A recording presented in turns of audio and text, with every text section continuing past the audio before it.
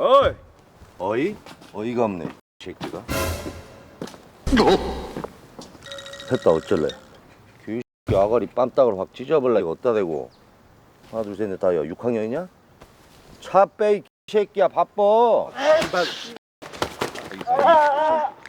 아유, 죄송합니다. 죄송합니다.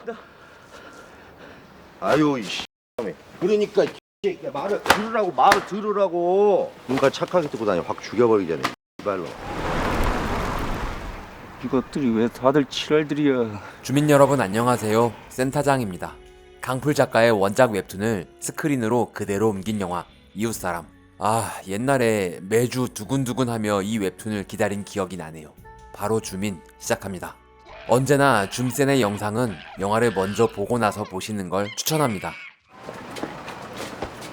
늦은 밤 학원 입학하고 엄마를 기다리는 여선. 이곳은 해운대의 국제어학당입니다. 한 번만 알아보자.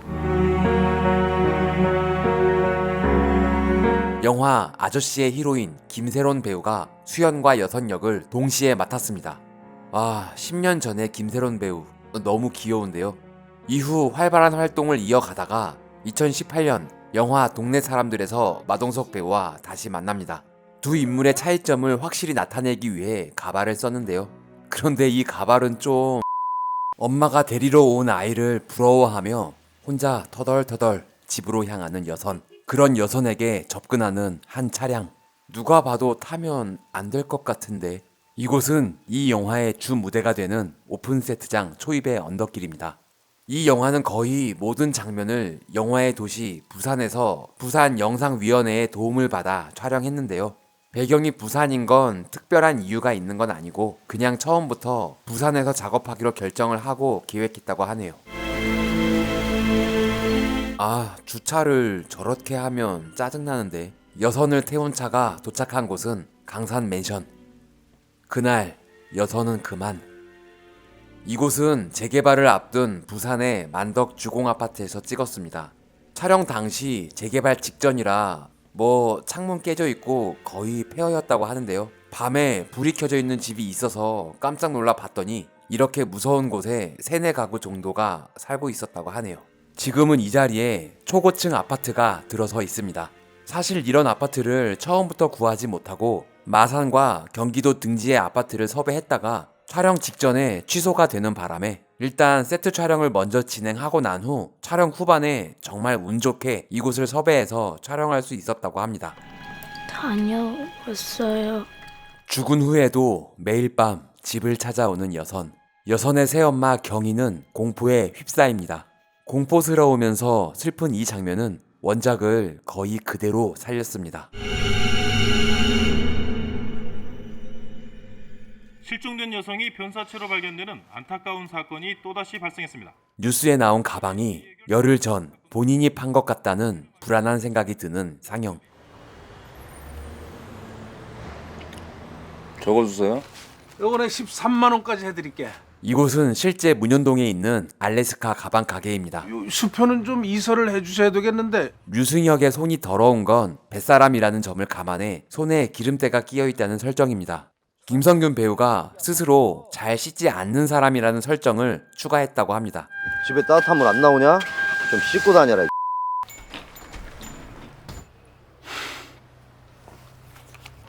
아니, 이걸 보고 먹고 싶어 한다고? 이마령 배우는 촬영하면서도 저걸 먹고 싶어 한다는 게 말이 되냐는 의구심을 품었다고 하는데요. 그냥 감독이 시키는 대로 했다고 합니다. 요거하고 콜라 하나 주세요. 이곳은 실제 피자집 피자마론 기장점입니다. 훈남 피자 배달원 상윤. 아까 가방을 사간 싸가지 없는 손님이 수표에 쓴 이름입니다. 알았어요. 콤비네이션 피자 하나랑. 박스가 비어있는 게 티가 나는 건 저만 느끼는 건가요? 이번 달에 벌써 3번째시네요. 날짜 정해놓고 시켜 드시는구나. 살인을 하기 전 굳이 피자를 시켜 먹으며 본인의 수상함을 알리는 살인마 승혁. 아니, 아파트에 지하실이 있네? 옛날엔 1층에 지하실이 있는 아파트가 실제로 있었다고 합니다. 원작자인 강풀 작가가 어린 시절 살던 본인의 집 구조를 그대로 만화로 그렸다고 하는데요. 아파트인데 본인만의 공간이 지하에 더 있는 건 살인범만 아니면 좀 부러운데요. 이 지하실은 세트를 제작해 촬영했습니다. 한층 윗집에 사는 여자아이 여선을 납치한 승혁. 엄마, 여기서 뭐해? 이 아파트엔 여선과 똑 닮은 아이가 한 명 더 있습니다. 부녀회장 딸내미 수연. 우리 집은 10동 302호인데요. 되게 닮았네.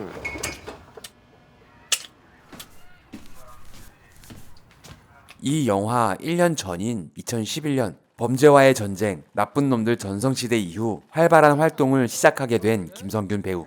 전혀 신인 같지 않은 포스를 보여주는데요. 부녀회장인데요. 예, 근데요. 이번 손으로 얼굴을 긁는 건 손톱을 붙이긴 했는데 뭐라도 해야 할 것 같아서 김성균 배우가 즉흥적으로 한 연기 디테일입니다. 아파트 발전의 진심인 부녀회장 태선.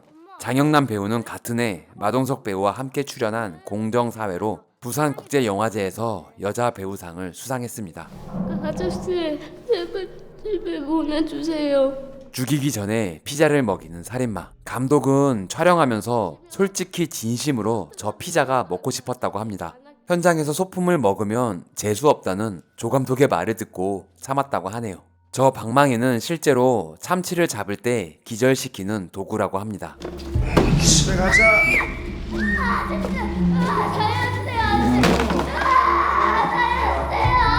잔인한 장면은 빼고 오디오로만 처리했습니다.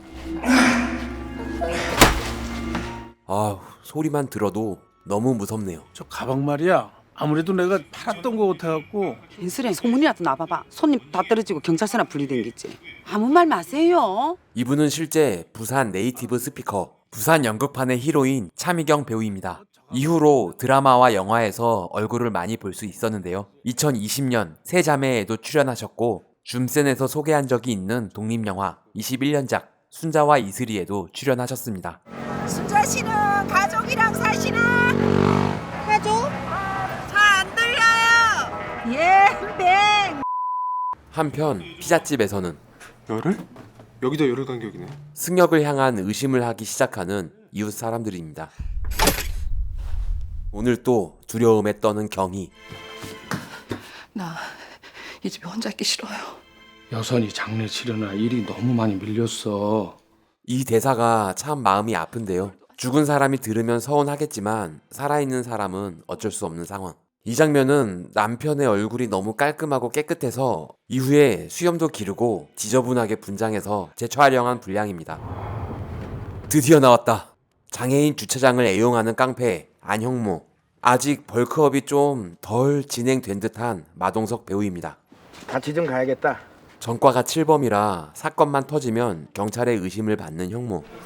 바쁜 사람 뭐라. 이 새끼가 미쳤나? 이 형사 역의 차현우 배우. 김영권 선생님의 아들이자 하정우 배우의 동생입니다. 2019년 백두산, 2020년 클로젯 등 형이 출연한 영화의 제작에 참여하기도 했습니다. 아저씨. 아파트 경비 황씨 아저씨의 김기천 배우. 여러 영화에서 얼굴을 볼 수 있는 씬 스틸러인데요. 류승환 감독의 부당거래에서 마동석 배우와 만나기도 했습니다. 전 짝패에서의 김기천 배우가 가장 인상 깊었습니다. 발목이 안 나요? 이게 손이야 이거 하나 없어봤자 팔 한 짝이 저기 하지만 발은 이거 없으면은 손발이 다 저기 하잖아. 한편 오늘 또 열심히 일을 하는 사채업자 형무. 그런데 그 상대가 나 네 외삼촌이야. 네 오빠 동생이라고. 존속폭행 장면이 이 영화가 청소년 관람 불가 판정을 받는데 결정적인 역할을 했다고 합니다. 아주 씨가 필요할 때만 외삼촌이야. 그래도 죽일 순 없는지 못이 없는 방향으로 때리는 연출의 디테일. 콘티에서는 마대자루를 가지고 들고 오는 것까지였는데 감독이 컷을 안 해서 그냥 때려버렸다고 합니다. 남의 자리에 차를 세웠으면 전화번호라도 갖다 대. 원래 이 새끼가 어른이 말. 어이? 어이가 없네. 새끼가. 이 문신은 촬영을 하는 동안 매일 4시간이 넘도록 그려야 했다고 합니다. 지하물이 살인마라도 팔에 문신을 한 동석이 형을 보면 쫄 수밖에 없습니다. 이 살인범은 상당히 인간적이네요. 이 영화에서의 살인범은 잘생긴 사이코패스가 아닌 그냥 겁나 나쁜 놈이라고 설정했습니다. 단 한순간도 절대 멋있어 보이지 않고 더럽고 비겁하고 야비하고 약자에게만 강한 이미지를 만들었다고 합니다. 그 설정을 마치 실제 본인인 양 너무 잘 소화해낸 김성균 배우입니다. 이 새끼는 생긴 거는 저짜증 살인만 같이 생각하고 이 새끼 아가리 빰딱을 확 찢어버려 이거 어디다 대고. 이 욕은 대부분 마동석 배우의 애드리브라고 하네요. 저 칼빵이 있네. 하나 둘 셋 넷 다야 6학년이냐? 차 빼 이 새끼야 바빠. 부녀 회장의 명을 받아 음식물 쓰레기 검사를 하는 황씨 아저씨. 이 경비실은 아파트 구석 빈 공간에 세트를 제작했습니다. 아이고 이 음식 썩는 냄새 이거 어느 집 소행이더냐 이거. 아, 하필 102호 쓰레기를. 영화 중간중간 나오는 까치가 나중에 큰 역할을 하게 됩니다. 한전에서 전봇대에 까치집 철거를 하는 분들이 까치를 생포하기도 한다고 하는데요. 그 생포한 까치 5마리를 받아 소스 촬영을 한 뒤 CG로 만들었다고 합니다. 아이 그냥 막걸리 한잔 하십시오 하고 이렇게 좋게 마구 하면 될 일을 가지고서는. 아, 그놈의 막걸리가 뭐길래 결국 황씨 아저씨마저 죽임을 당하게 됩니다. 이 장면 너무 무서워. 눈에 흐르는 피는 CG입니다. 살짝 티가 나긴 하네요. 예. 살인범이 상당히 용의주도하네요. 이것은 감독이 계단 올라갈 때 피를 보고 기겁을 했는데 누군가 와인을 쏟은 거였던 기억을 토대로 설정했습니다. 왜 전화를 안 받지? 황 씨의 동료 경비 표종록. 왜? 황 씨가 전화 안 받아? 아니, 사람이 말을 하는데 쌩까버립니다. 무슨 사연이 있는 걸까요? 저에겐 이 장면이 사실상 가장 잔인한 장면입니다. 바늘 너무 무섭잖아요. 딱 봐도 김세론 배우 손은 아닌 것 같죠?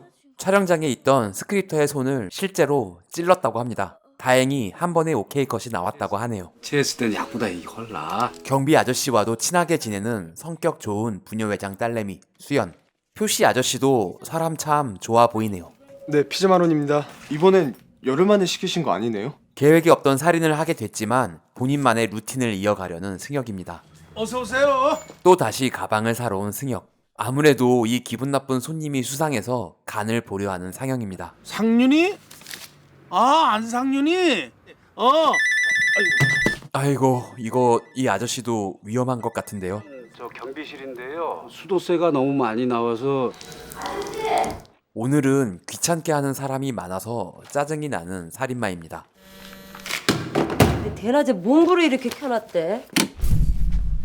아니, 왜 굳이 남의 집에 들어와서 불을 끄고 커튼도 걷고. 이거 너무 위험한데요? 여기 11동 100이요. 깜짝이야.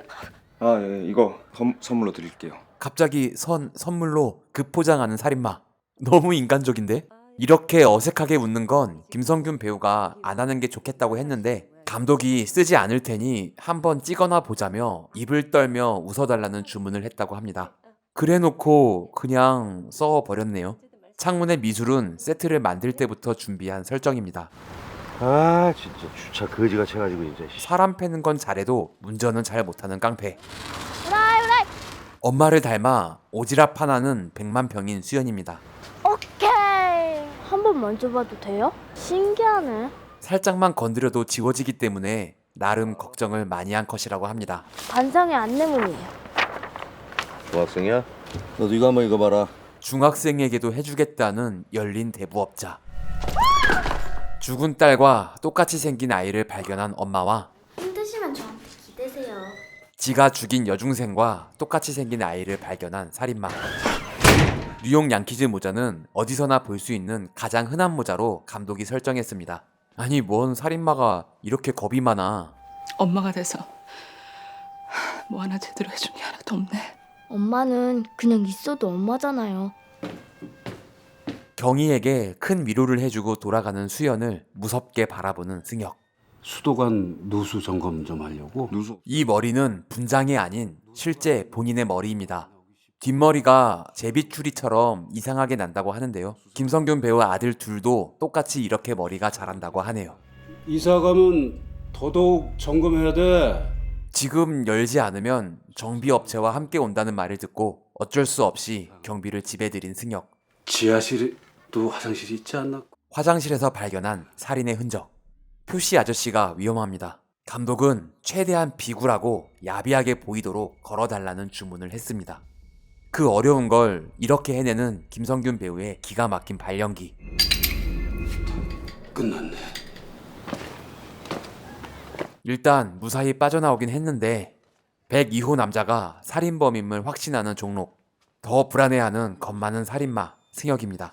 저 X는 뭐하고 서 있어? 야, 씨, 일로 와봐. 야, 저 봐. 내가 차 졌다 대지 말랬지. 반격을 해보는 승혁. 하지만 죄송합니다. 진짜 무서워서 진심이 우러나온 대사입니다. 저 차 빼. 슬리퍼가 벗겨진 걸 보고 마동석 배우가 즉흥적으로 한 연기입니다. 김성균 배우는 진짜 이걸로 때릴 줄은 생각도 못했다고 하네요. 이것들이 왜 다들 칠할들이야. 이곳을 떠날 준비를 하는 승혁. 이 씬이 크랭크인 하는 날 가장 처음 찍은 장면이라고 합니다. 실제 부산에 있는 직업 소개서에서 촬영했습니다. 보이진 않지만 화면 오른쪽에 실제 일하러 온 아주머니 분들이 앉아서 구경하고 있었다고 하네요. 연락처 그대로 줘. 네. 이제서야 핸드폰이 가방에 들어간 채 잠긴 걸 확인한 승혁. 이건 뭐 방구석 여포가 따로 없네요. 괜히 이상한 걸 건드려놔서 한 방에 정리하고 배 타자. 뭔가 계획을 세운 것 같은데요.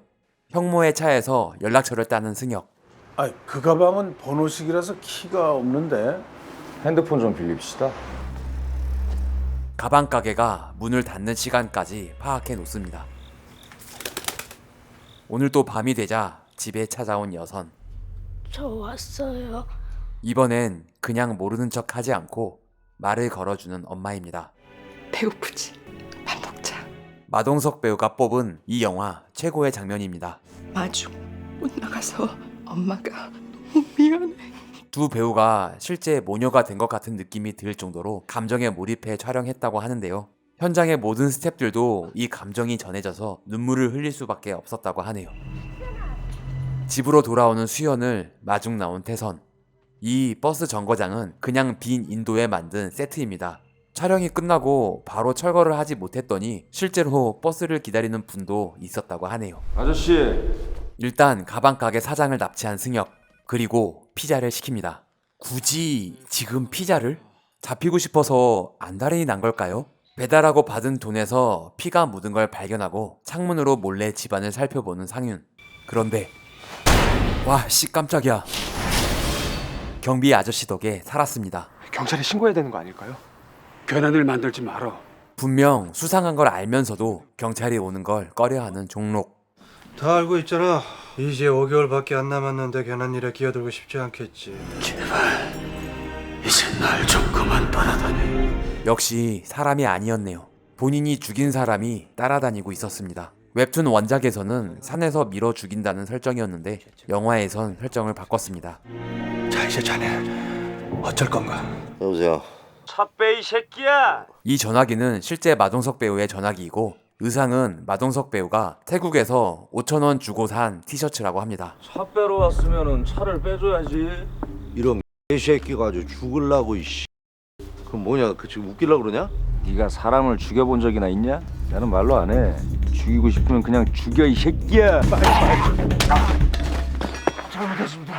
야밤에 뭔 개같은 씨발. 김성균 배우가 이렇게 웃을 땐 잭 니콜슨을 닮은 것 같습니다. 별명이 조커였다고 하네요. 일만 터지면 의심을 받는 형모에게 뒤집어 씌울 생각인 것 같은데요. 승혁이 수연을 노리고 있음을 눈치챈 경희와 종록. 밤늦게 절대 혼자 다니지 말고. 경찰들이 곧 들이닥칠 것 같아서 혼자 도망가려는 종록입니다. 5개월이야. 5개월만 버티면 돼. 대체 공소시효라는 법은 왜 만든 걸까요? 그럼 영영 수연이 근처에 못 오게 만들면 되잖아. 왜 그래? 잘 알면서 한번 해봤잖아. 승혁의 계획대로 형모는 잡혀가고 반상회를 하루 당겨서 오늘 하시죠. 재건축 조합 설립 동의서도 그때 적어드릴게요. 아니 혀로 이게 된다고? 감독은 혹시라도 야하거나 더럽게 보일까봐 카메라 앵글에 더 심혈을 기울여 잡았다고 합니다. 왜 같이 있었다고 그러셨어? 승혁의 알리바이를 증언해주는 외삼촌. 네 엄마 돌아가셨을 때 나도 부도 나서 도망다니던 중이었어. 외삼촌에게도 다 사정이 있었습니다. 뭔지 알겠지? 하지만 곧 승혁이 준비한 증거가 발견되고 김상영이 지금 어디 있어? 새끼 백이요 이 새끼 진짜. 한편 이곳을 빠져나가기 위해 애를 쓰는 상영. 살려주세요! 이 타이밍에 전화기는 꺼져버리고 최근 통화 목록에 있던 피자집 알바가 이 소리를 듣게 됩니다. 뭘 달라는? 11동 100이요. 비가 오자 수연이 걱정돼서 나와본 경희. 이리 와. 비 맞는다. 지금 또 왜 끼어들어요? 까치가 전봇대에 만든 까치집 때문에 온 도시가 정전이 되고 네가 한 거 아니라며. 외삼촌의 도움으로 경찰서를 빠져나가는 형무. 이요 이씨. 벽에 쓰인 저 글은 원래 경찰서 외벽에 쓰여있던 글이라고 합니다. 영화에 메시지가 담긴 것 같아 좋았다고 하네요. 지금부터 절대 뒤돌아보면 안 돼. 의도를 했건 안 했건 한 아이를 구하기 위해 움직이는 이웃 사람들. 차도로 들어가 위기를 벗어난 경희와 수연. 수연은 잡지 못하고 상영을 처리하러 온 승혁입니다. 이 장면은 대역 없이 실제로 낭심을 세게 잡았습니다. 너무 위험한 촬영인데요. 이게 뭔 짓이야 이게? 서비스 피자 때문에요. 들어와. 바로 이때 이웃 사람들의 용기 있는 행동. 다 죽여버리자! 글쎄요, 너가 죽을 것 같은데요. 야 씨. 오늘은 차 어디다 대냐? 새끼야. 새끼 완전 사이코 새끼네. 씨. 아, 사이다. 강풀 작가는 이 살인범을 응징하기 위해 형모를 깡패로 설정했다고 합니다. 수연이 어딨냐고 좀 봐! 종록에게 보이는 수연의 환영. 마동석 배우는 이 신을 찍는 동안 딱히 할 게 없어서 괜히 뒤를 왔다 갔다 하며 일하는 척 했다고 합니다. 그렇게 비겁한 살인마 승혁은 종록에게 맞아 죽게 됩니다. 이 몽둥이는 스펀지로 만든 소품이긴 하지만 꽤 무게감이 있어서 이렇게 맞으면 당연히 아픕니다. 터져버린 한쪽 눈은 렌즈를 끼고 찍었습니다. 종록의 죄책감이 만들어낸 수연의 환영. 종록에게 죽임을 당했던 종국이 또 한 번 살인을 하게 만들었습니다. 살 수가 있는 거야? 아이고 아주 오래 사실 거야. 괜찮? 리허설 할 때 이마룡 배우가 너도 칼 맞아봐 새끼야 라는 애드립을 하고 마동석 배우가 많이 맞아봤다고 받아치는 연기를 했다고 하는데요. 영화에선 아쉽게 삭제했다고 합니다. 내 딸 어딨어? 아니 아줌마 누구야? 아 저기 아줌마 딸내미 오잖아. 원작에선 종록이 버스를 타고 어디론가 떠나는 설정이었는데 영화에선 결론을 바꾸려고 회의를 많이 했다고 하는데요. 종록을 자수시킬까 고민을 많이 하다가 그냥 떠난다는 설정을 유지했습니다. 버스를 타는 장면도 찍었지만 편집했다고 하네요. 정말 이사 안 가도 괜찮겠어? 보고 싶어요. 우리 여선이. 상영은 트라우마가 생겼습니다. 찔린 곳은 배인데 팔에 깁스를 하고 있네요. 얼마예요? 예, 18만 원인데 저 수표 안 받아요? 이 이야기를 만들어낸 원작자 강풀 작가가 특별 출연했습니다. 네, 현금으로 하겠습니다. 이름이 어떻게 돼요? 아니 이름을 왜? 왜 나를 바로 안 죽이고 그냥 살려뒀을까? 꼭 내 옆에만 붙어있고 꼭 뭐에 겁먹은 놈 같더라니까. 이 장면을 찍을 때 눈물을 흘려달라는 주문을 해서 김성균 배우는 순간 감정을 잡고 눈물을 흘리기 시작했다고 합니다. 그런데 김새로운 배우를 찍고 있는 동안 이미 다 울어버리는 바람에 정작 본인 얼굴을 찍을 땐 눈물이 나오지 않았다고 하네요. 아쉽긴 하지만 살인마가 동정받으면 안 된다는 생각이 들어서 눈물이 나오는 설정은 삭제했습니다.